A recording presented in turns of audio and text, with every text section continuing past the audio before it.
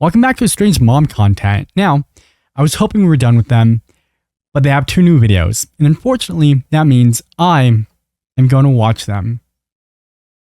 So here's what we're going to do. We're going to stare at Diane. We're going to go, oh, that's gross, every time she says something gross.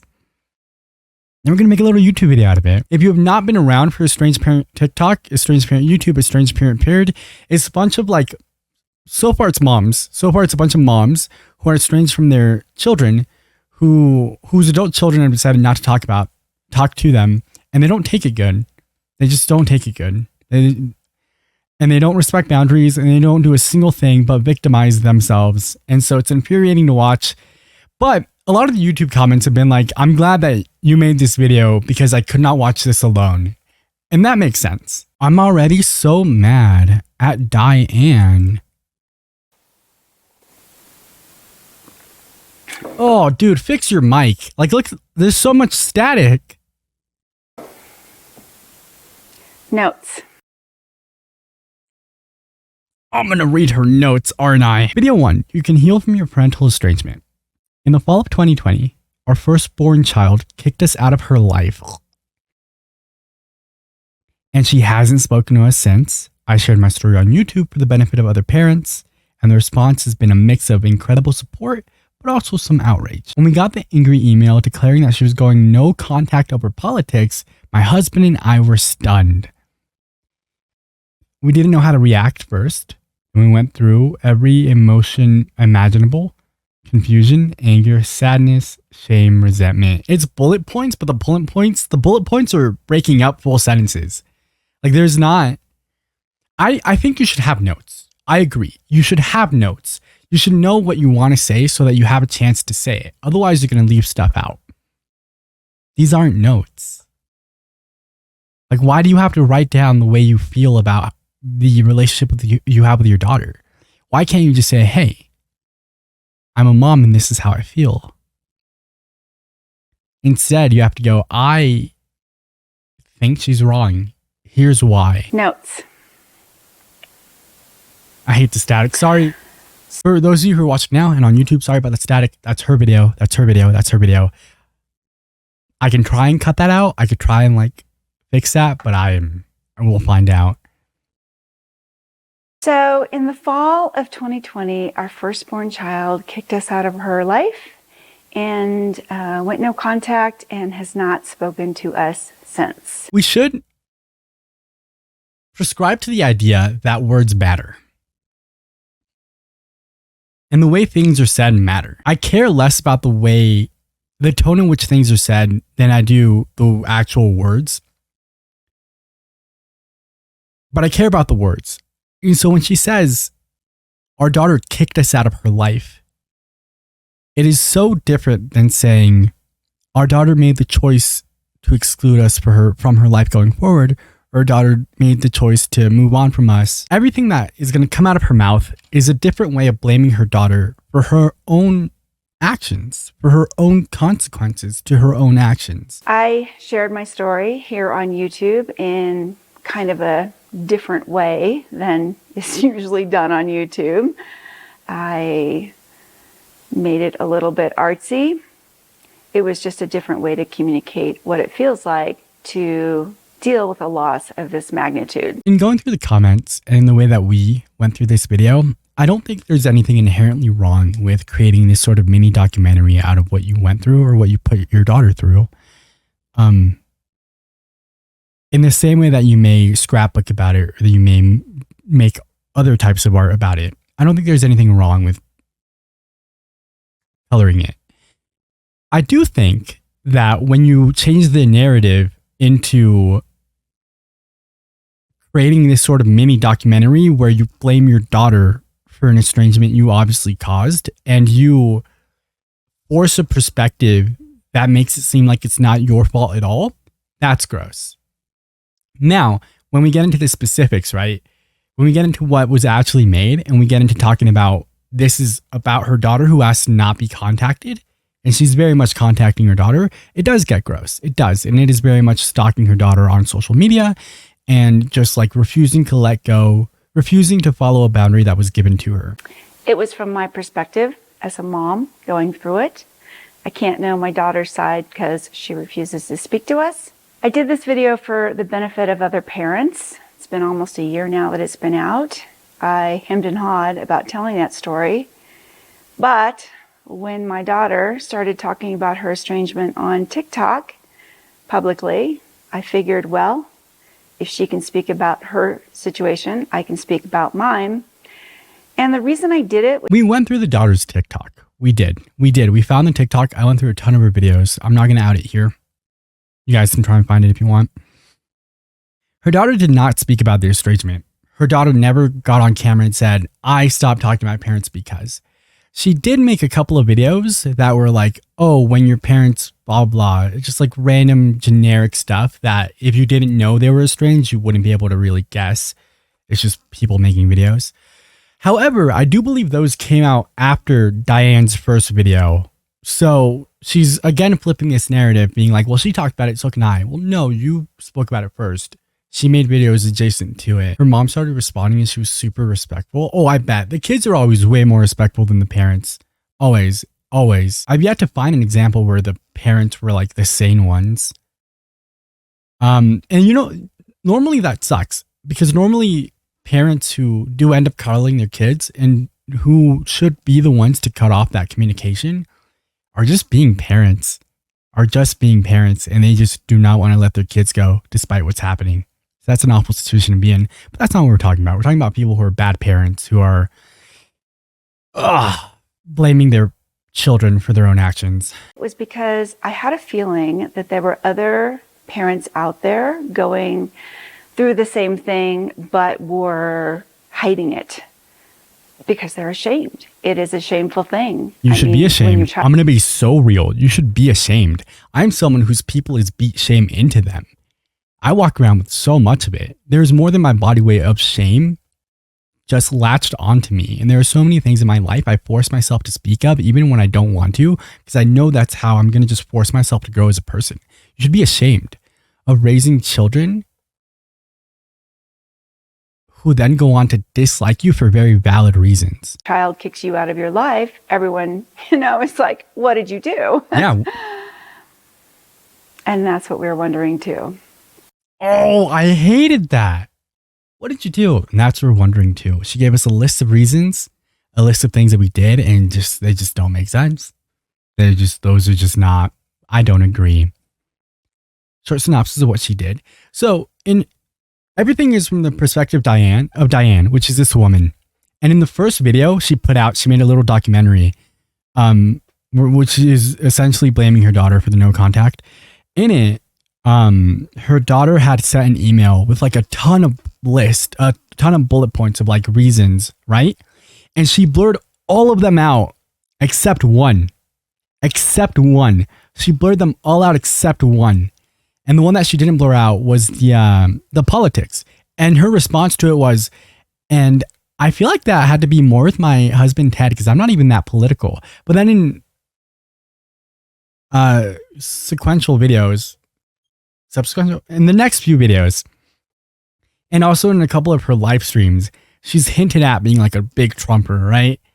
Or she's been like, kids today don't know. But she had like a list of like why society is to blame, right? For the estrangement epidemic, something like that.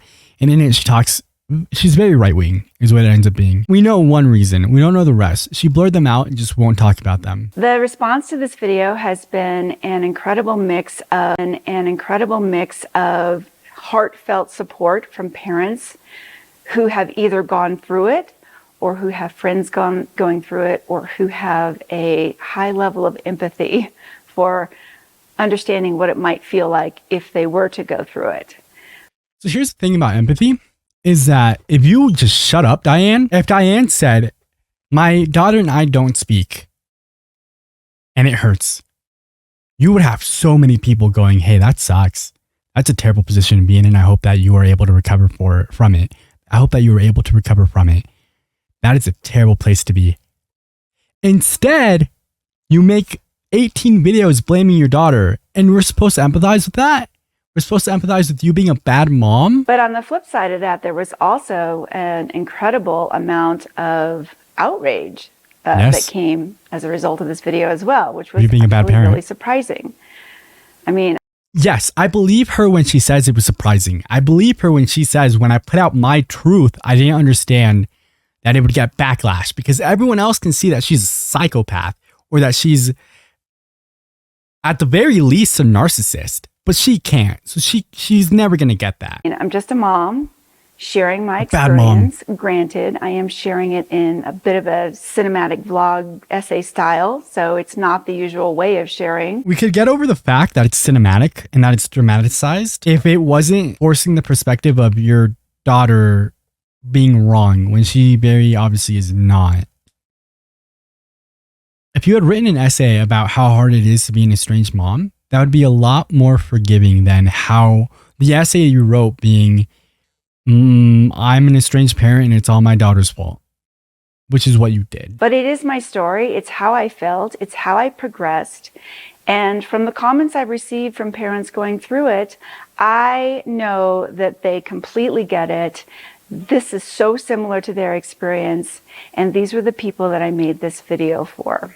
So our estrangement started with an angry letter from our daughter, just explaining that. At this point, she's brought up the letter so many times, and the one time she showed it was completely blurred out, except for one part where she talked about politics. Show the letter. I want to be wrong so bad. Show the letter. It was pretty much over politics. It was 2020, a very contentious election year. She was on one side, we were on the other. I personally didn't talk about my political beliefs because why bother arguing with that? It's like arguing Jesus versus Allah. There's no point. Those are not the same thing at all. She just compared her political beliefs to religion, and those are definitely not the same thing. I don't even want to touch that. I really don't. My husband was a little more supportive in his feelings about it, but in the end, 90% of that letter was about politics. I will never share that letter because it is not for public consumption. She shared one part of it already, and she shared that because she thought she could argue against it and win. She has no shame in speaking of her daughter or the thoughts that she has about whether or not her daughter is right. She will not show the letter because she knows that she is wrong. And it's that simple. End of story. The result, though, was that my husband and I were absolutely stunned. This kind of letter just came out of left field, absolute left field. We had always had a good relationship with this daughter. She was a wonderful child, a smart child. She did well in school. Yes. She was just, I mean, honestly, she was a great child. We didn't have any big problems with her. She probably still is a great child. A great child shouldn't have to put up with bad parents. Is that a hot take? Is that a hot take, Diane? That we knew of. We were always there for her. She was an introvert, so we gave her space. And for this kind of angry rant over politics, which she had never cared about before in her life, was just...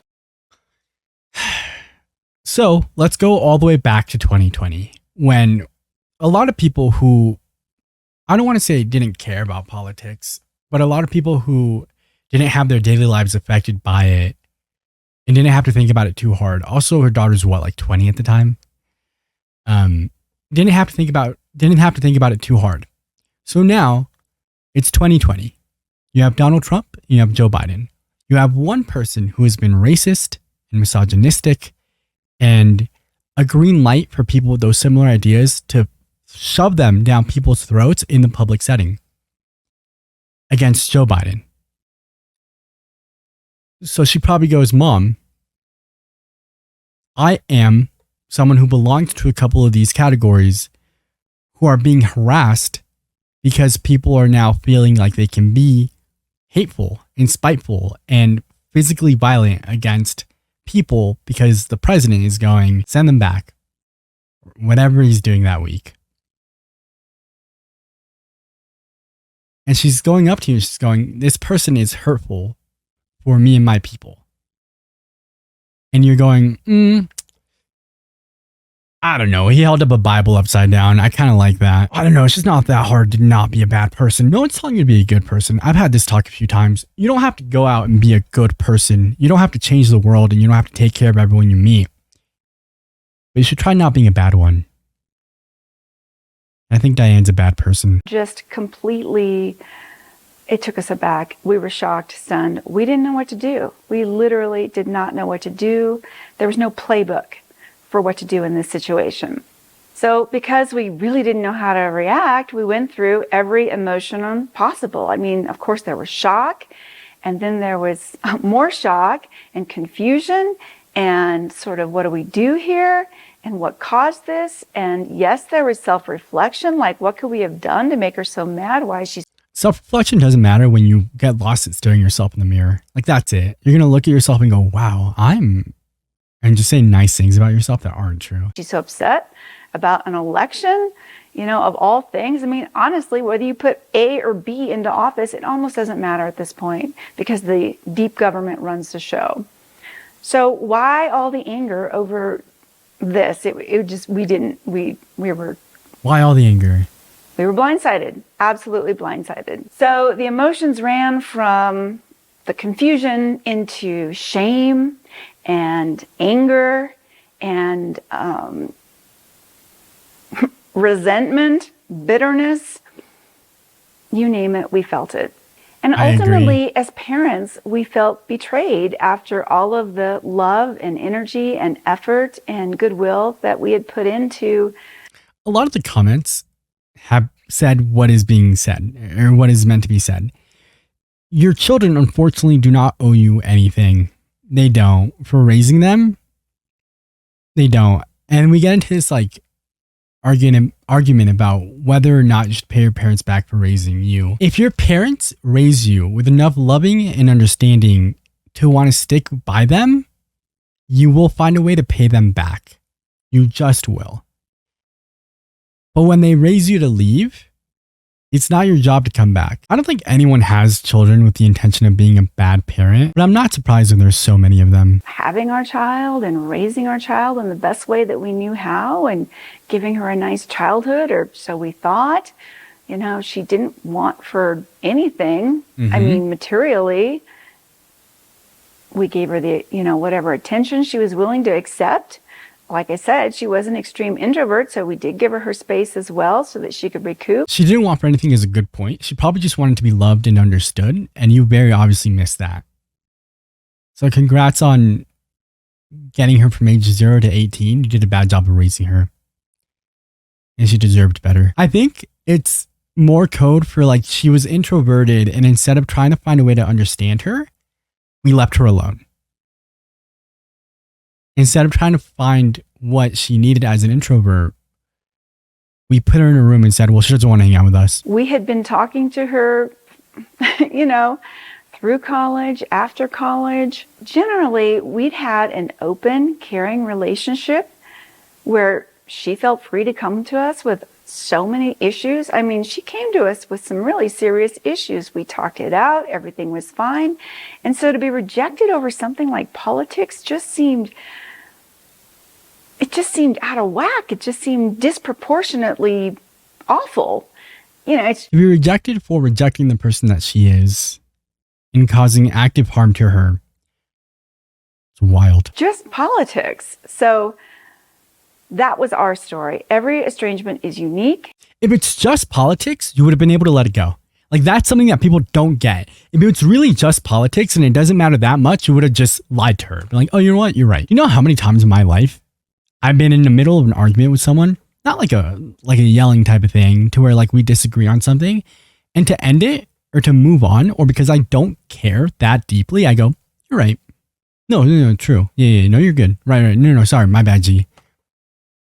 I do it a lot.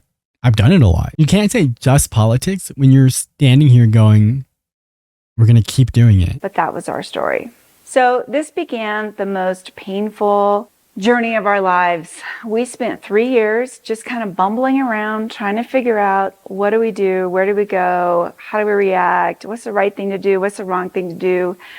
I mean, we were just trying to figure it out. We didn't really know where to turn, and there was a lot of rumination. But over time, we did turn to various sources. We learned a lot about this process, and in time, we have been able to move through it, work it out. And I would say that healing is a spectrum. So on the healing spectrum, I'm generally about 95% healed. I don't know that I'll ever be 100% healed because she is my daughter and I still love her no matter what. I don't know how I would recover from the person that I'm supposed to raise and love leaving me. Do you even think that I could? Nuts. Congrats. You didn't care as much as you probably think you do. What? But 95% is, I think, pretty good.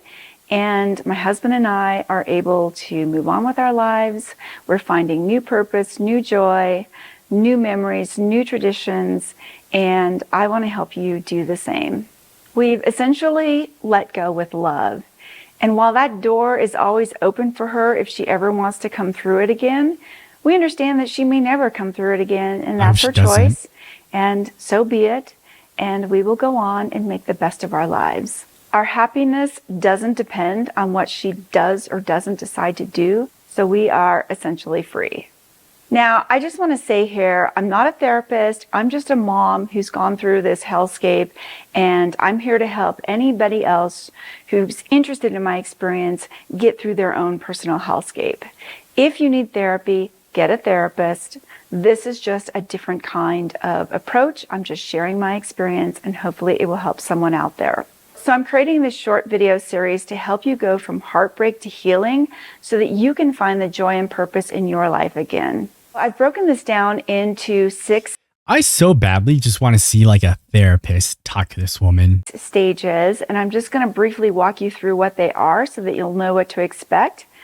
Stage 1 is ground zero. The first video, we're going to talk about the initial shock period and how to handle that. Stage 2 is the aftershocks phase. It's like, okay, you've ingested the situation. Now what do you do? Stage 3 is emotional triage. How do you cope with the roller coaster of emotions that you're going to go through when you're rejected by a beloved child?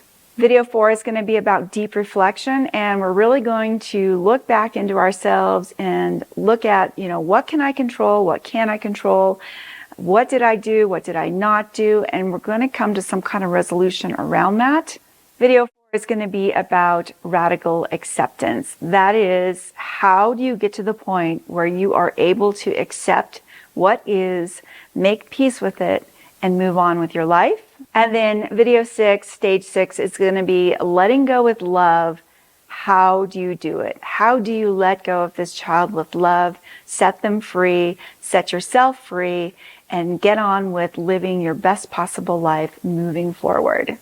This was my process for getting through the horror that is parental estrangement. Other people may have a slightly different process. I have done a lot of research on this. My process is not so different from others that I've read, but my hope is that if someone goes through this and is able to get through it, ultimately, if you do this work, it will set you free, and it sets you up to accept whatever happens in life. So if your child comes back, it puts you in a better space mentally to receive that. But if your child doesn't come back, that's okay too. You will still live your best, most beautiful, full life going forward. And again, you will be set free from the cage of pain that you're currently living in. So stupid. I think they're just making those videos on YouTube. However, they do have a paid group chat for all the parents. I think it's $20 a month. Your child just dumped you. Now what? Stage 1. I didn't notice this. In her first video, Diane showed a lot of home movies in which her daughter is small. In one clip, the daughter is talking to the camera, and Diane comes in with a tray and diverts the attention to herself and does not even know that she upset her daughter greatly. She is still doing that, and there is the crux of the problem. I wish Diane could see this, and maybe she would stop hurting and disregarding her daughter's feelings. My daughter estranged me, and I learned a lot about me and how to be better. So this is from an estranged mom going, Diane, I didn't even notice. I didn't even notice this part of the video where Diane just needs the attention diverted away from her own daughter. These people are just too much. Meme rated out.